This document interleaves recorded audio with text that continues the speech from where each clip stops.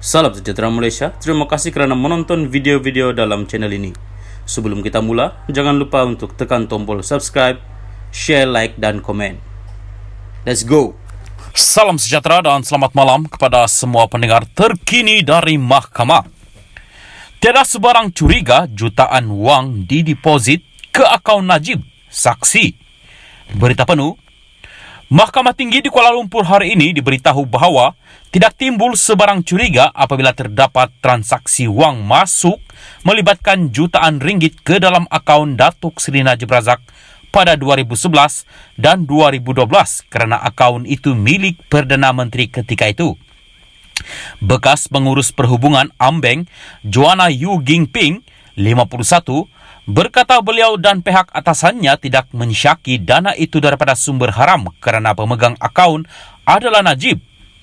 Saksi pendakwaan ke-41 itu berkata demikian ketika disoal Peguam Utama Najib, Tan Sri Muhammad Syafiee Abdullah, pada perbicaraan bekas Perdana Menteri itu membabitkan penyelewengan RM2.3 bilion dana One Malaysia Development Berhad.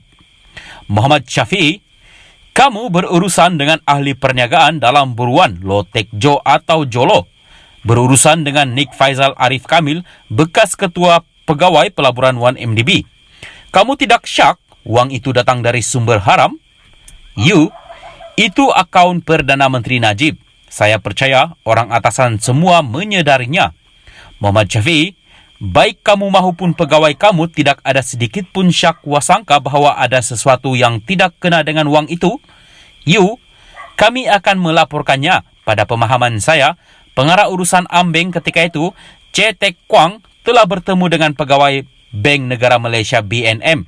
Kami menerimanya kerana ia tidak menyalahi undang-undang.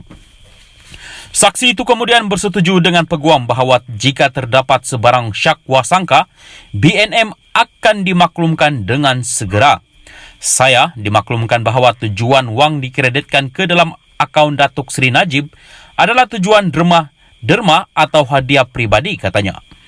Muhammad Syafiee kemudian beralih ke akaun Najib, menyoal mengenai siapa yang mencadangkan bahawa Najib mahu membuka akaun dengan Ambeng. Saksi itu berkata, Jolo memberitahunya bahawa Najib mahu membuka akaun dengan Ambeng dan beliau terkejut apabila mendengarnya. Muhammad Syafiee, kamu tidak terfikir PM Najib perlu buka akaun dengan Ambeng? Adakah bank teruk sehingga kamu tidak menjangkakannya?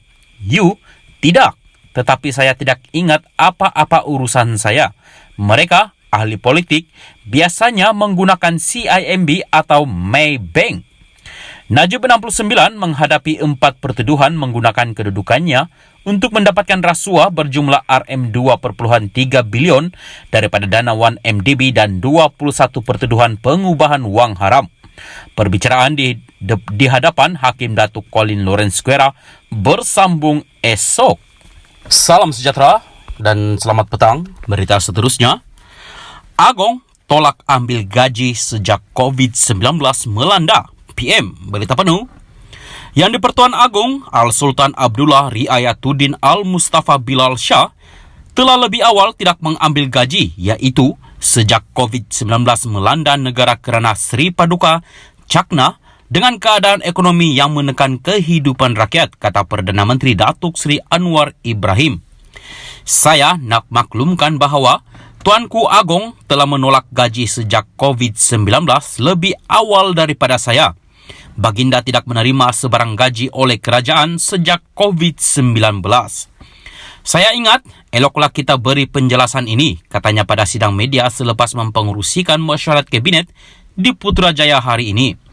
Anwar sebelum ini menetapkan pendirian untuk tidak menerima gaji bagi jawatan Perdana Menteri sebagai langkah memulihkan keyakinan rakyat terutama terhadap kerajaan perpaduan pimpinannya. Anwar dilantik sebagai Perdana Menteri Malaysia ke-10 pada 24 November. Jemaah menteri turut bersetuju untuk melaksanakan pemotongan gaji masing-masing sebanyak 20% setiap bulan atas semangat keprihatinan terhadap permasalahan yang dihadapi rakyat ketika ini.